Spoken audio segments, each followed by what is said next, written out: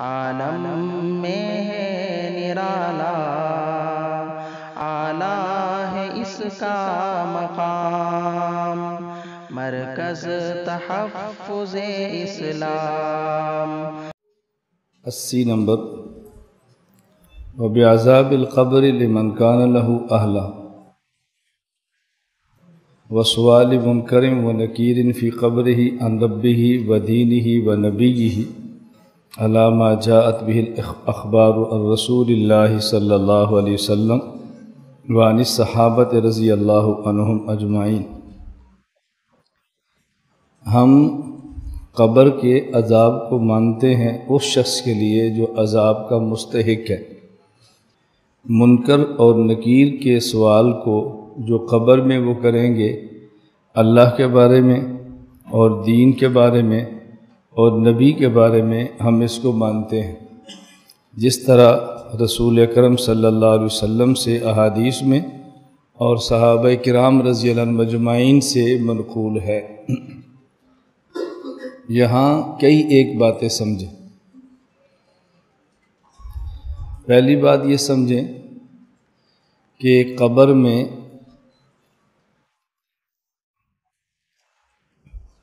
عذاب کے لیے یہاں لفظ اہلاً استعمال کیا ہے۔ ہمارے ہاں اردو زبان میں اہل کا لفظ عموماً وہاں استعمال کرتے ہیں جو اچھی چیز ہو، کہ یہ شخص فلاں چیز کا اہل ہے، یعنی اچھی چیز دینی ہو، لفظ اہل۔ اور اگر عام لفظ استعمال کرنا ہو، اچھی ہو یا اچھی نہ ہو، تو وہاں لفظ استحقاق استعمال کرتے ہیں۔ اس لیے یہاں اہلاً کا ترجمہ اردو میں اہل نہیں کرنا۔ عذاب قبر اس کے لیے مانتے ہیں جو عذاب کا اہل ہو۔ کہتے ہیں نا اس شخص میں اہلیت ہی نہیں تھی، آپ نے کیسے اس کو عہدہ دے دیا؟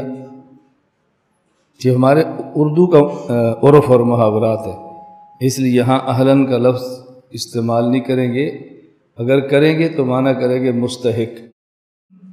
یہ میں اس لیے وضاحت کے ساتھ سمجھا رہا ہوں کہ جو لفظ عربی میں استعمال ہو، یہ دیکھنا ہے کہ ہماری زبان میں استعمال ہو تو اس کا معنی کیا ہوتا ہے۔ اس کی ایک مثال سمجھ لیں۔ عربی زبان میں لفظ ہلاک عام ہے، خواہ وہ تباہ ہوا ہو اور خواہ وہ اچھے طریقے پر ختم ہوا۔ اس لیے عربی زبان میں لفظ ہلاک کو اچھی موت اور اچھی نہ ہو اس پر بھی استعمال کرتے ہیں، لیکن ہمارے ہاں ہلاکت کا لفظ اس پر استعمال کرتے ہیں کہ جو اچھی طرح فوت نہ ہو، تباہی ہو، بربادی ہو، فلاں شخص ہلاک ہو گیا ہے۔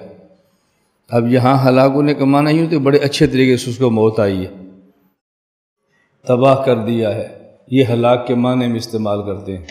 لیکن عربی میں حضرت یوسف علیہ السلام کے بارے میں حتیٰ اذا ہلک، اب دیکھو یہاں لفظ ہلک آیا ہے اور اس کا معنی کیا ہے کہ جب یوسف علیہ السلام کا انتقال ہو گیا۔ اب یہاں ہلک کا معنی انتقال ہے، اور ہمارے ہاں جب یہ بتانا کہ شخص فوت ہو گیا ہے تو وہاں لفظ ہلاک کا استعمال نہیں کرتے۔ لفظ ہلاک کا کہتے ہیں جب عام روٹین وائس سے ہٹ کر کوئی انسان جائے۔ تو اس لیے میں عرض کر رہا ہوں کہ جو لفظ عربی میں ہو جب اپنی زبان میں ترجمہ کریں تو یہ ضرور دیکھا کریں کہ عرب محاورات میں یہ کس معنی میں استعمال ہوتا ہے اور ہماری زبان میں اس کا ترجمہ کس طرح کیا جاتا ہے۔ دوسری بات سمجھیں کہ قبر کسے کہتے ہیں۔ قبر میت یا میت کے اجزاء کے مقر کا نام ہے۔ جہاں میت خود ہو وہ بھی قبر، یا میت نہ ہو میت کے اجزاء ہوں وہ بھی قبر۔ جب یہ قبر کا معنی سمجھ جائیں گے، اب عذاب و ثواب قبر پر ہونے والے اشکالات کا وجود ختم ہو جائے گا۔ جب ہم کہتے ہیں کہ جس جگہ مردے کو دفن کرتے ہیں یہ قبر ہے اور ثواب و عذاب یہاں پر ہوتا ہے، تو لوگ کہتے ہیں کہ جس کی قبر نہیں ہے کیا اس کو ثواب و عذاب نہیں ہوتا؟ مثلا ایک شخص تھا، وہ پانی میں گرا اور اس کے اجزاء پانی میں تحلیل ہو گئے، اس کو تو قبر ملی ہی نہیں ہے۔ ایک شخص تھا، اس کو جانور نے کھایا اور فضلہ بنا کے کھانے کی جگہ سے نکال دیا، اس کو تو قبر نہیں ملی۔ ایک شخص تھا، اس کو جلایا اور جلا کے اس کی راکھ کو بہا دیا، اس کو تو قبر نہیں ملی، تو کیا ان کو قبر کا عذاب نہیں ہوگا؟ ہم کہتے ہیں اس اعتراضات کی بنیاد قبر کا معنی نہ سمجھنا ہے۔ قبر کہتے ہیں جہاں میت ہو یا میت کے اجزاء ہوں۔ اگر کوئی شخص پانی میں گرا اور اس کے اجزاء پانی میں تحلیل ہو گئے تو فنا نہیں ہوئے، اجزاء تحلیل ہو گئے، اور جہاں جہاں اس کے اجزاء پانی میں چلے گئے ہیں یہ ساری اس کی قبر ہے۔ کسی کو جلایا یا کوئی جل گیا اور اس کا وجود اور جسم راکھ ہو گیا تو جہاں جہاں وہ راکھ بکھرے گی وہی اس کی قبر ہے۔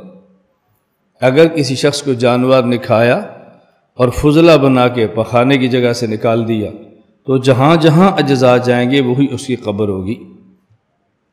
تو قبر کا معنی عام ہے۔ اب دنیا میں کوئی شخص آپ نہیں ثابت کر سکتے کہ جس کو قبر نہ ملتی ہو، قبر تو ہر ایک کو ملتی ہے۔ اس پر اب ہونے والے سارے اشکالات ختم ہو جائیں گے۔ اگر ایک جگہ پر جہاں میت کو دفن کیا ہے چند دن بعد تو وہاں بھی میت کا جسم نظر نہیں آتا، وہ بھی مٹی میں مل جاتا ہے، چند دن بعد دیکھو تو کچھ بھی نہیں ہوتا، تو پھر یہ اعتراض کرنے کی ضرورت کیا ہے کہ جب کسی کو جانور نے کھا لیا، کوئی پانی میں گر گیا اجزاء تحلیل ہو گئے، کوئی جل کے راکھ ہو گیا، یہ تین سوال کی کیا ضرورت ہے؟ جس کو قبر میں دفن کیا ہے چند دن بعد تو اس نے بھی مٹی بن جانا ہے، تو پھر آپ نے کون سا پہاڑ اٹھایا ہے یہ سوال تین کر کے، سوائے اس کے کہ شبہات کے اندر امت کو ڈالیں، اور تو کچھ بھی نہیں ہے۔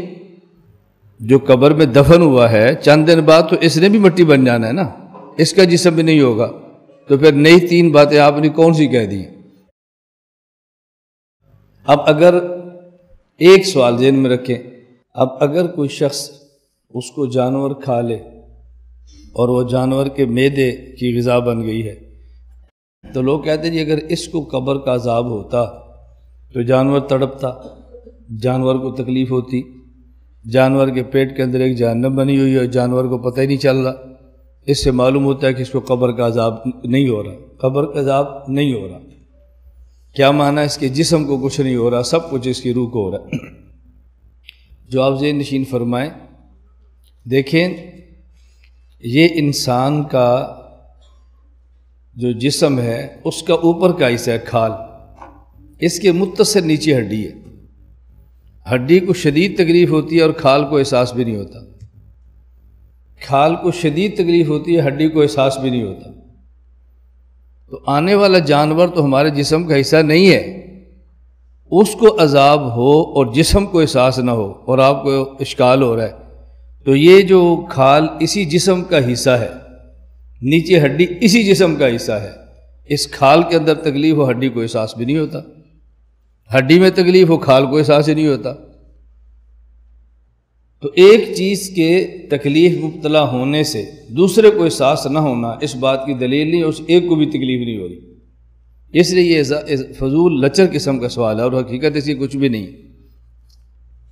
اور یہ ساری باتیں صرف اس وجہ سے کی جاتی ہیں یہ بتانے کے لیے کہ قبر کے اندر عذاب اور ثواب روح کو ہوتا ہے، جسم کو نہیں ہوتا، صرف سارے سوالات یہ بتائے جاتے ہیں۔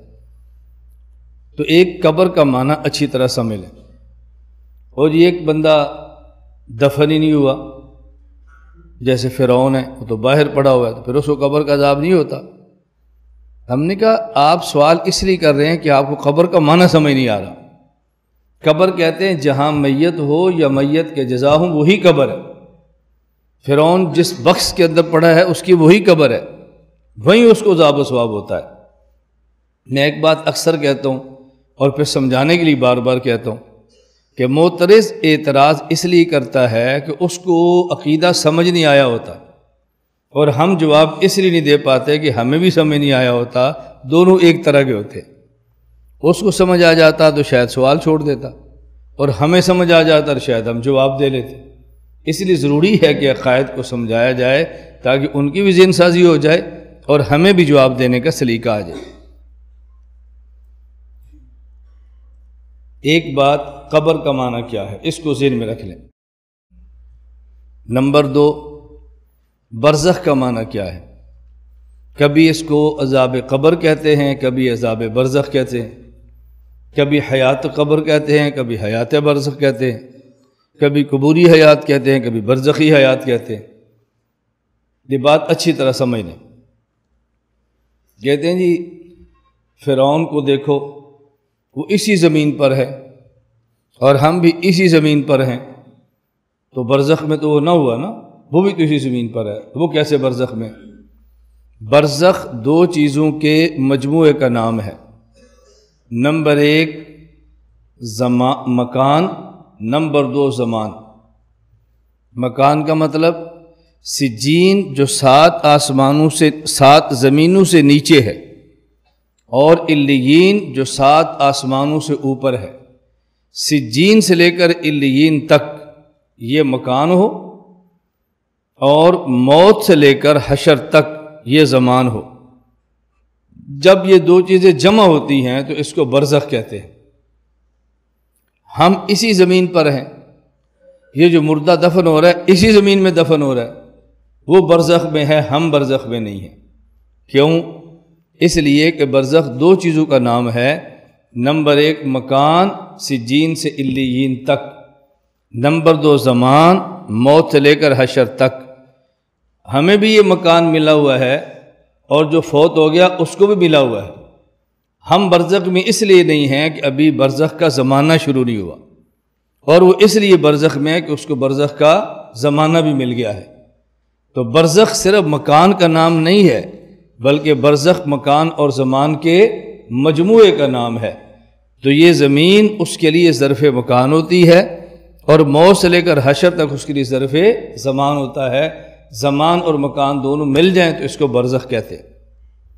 اب وفات کے بعد لوگ برزخ کے اندر ہے، اسی زمین کے اوپر ہو، اور جب تک وفات نہیں آتی اس وقت تک بندہ برزخ کے اندر نہیں ہے، خواہ اس کو 7 زمینوں سے نیچے لے جاؤ، وہ تب بھی برزخ کے اندر نہیں ہوگا۔ برزخ میں تب ہوگا کہ مکان بھی ملے اور زمان بھی ملے۔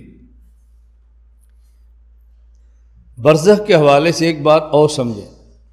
برزخ کا معنی ہوتا ہے پردہ، اور اس دنیا میں پردے کا اصول یہ ہے کہ وہ آنکھ کے سامنے ہوتا ہے۔ آنکھ کے سامنے ہم ہسپتال میں اپنی والدہ کو لے کر جاتے ہیں، اور والدہ پردہ کر لیتی ہے۔ پردے کا معنی یہ ہے کہ والدہ اپنے چہرے پر کپڑے کو لٹکا لیتی ہے، یہ ہماری امی جان پردے کے اندر ہے۔ اب پردے کا اصول کیا ہے کہ جو پردے کے اندر ہو اس کے احوال باہر والے کو نہ پتہ چلیں، یہ ہے پردہ، اور اگر اس کے احوال باہر والے کو پتہ چلیں تو یہ پردہ نہیں ہے۔ لیکن جو پردے سے باہر ہے اس کے احوال اس کو معلوم ہو جائیں جو پردے میں ہے، تو یہ پردے اور برزخ کے خلاف نہیں ہوتا۔ والدہ ہمارے ساتھ ہے، ہم چیک اپ کے لیے لے کر گئے ہیں، والدہ نے پردہ کیا ہوا ہے، ڈاکٹر ہماری والدہ کا چہرہ نہیں دیکھ سکتا، کیوں؟ ہماری والدہ پردے میں ہے، لیکن والدہ ڈاکٹر کا چہرہ دیکھ رہی ہے، کیوں؟ اس لیے کہ ڈاکٹر صاحب پردے میں نہیں ہے۔ وَمِن وَرَائِهِمْ بَرْزَخٌ إِلَى يَوْمِ يُبْعَثُونَ۔ جب انسان مرتا ہے تو کہتے ہیں اس کے پیچھے پردہ ہے، اس کے پیچھے پردہ ہے۔ اب اس کا معنی یہ ہے کہ جب میت کے پیچھے پردہ آ گیا تو میت برزخ میں ہے، ہم برزخ میں نہیں ہیں۔ اب برزخ کا ضابطہ کیا ہے کہ جو برزخ میں ہے، پردے میں ہے، وہ پردے سے باہر والے کو دیکھ لے تو برزخ کے خلاف نہیں ہے، اور باہر والا جو پردے میں ہے اس کو دیکھ لے تو یہ پردے کے خلاف ہے۔ اب جو مسند احمد کی روایت امی عائشہ رضی اللہ تعالیٰ عنہ سے بڑی جلدی سمجھ آ جائے گی کہ اگر کوئی شخص دنیا میں کسی کو پہچانتا تھا اور وہ فوت ہو گیا، اور جس کو پہچانتا تھا وہ اس کی قبر پہ آ کر سلام کرے، تو جو قبر میں میت ہے اس سلام کرنے والے کو پہچان لیتا ہے۔ لوگ کہتے ہیں کیسے پہچان لیا؟ ہم تو نہیں دیکھ رہے، وہ کیسے دیکھ رہے؟ بھائی پردے میں وہ ہے، ہم پردے میں نہیں ہیں۔ نرالا اعلیٰ ہے اس کا مقام، مرکز تحفظ اسلام، مرکز تحفظ اسلام۔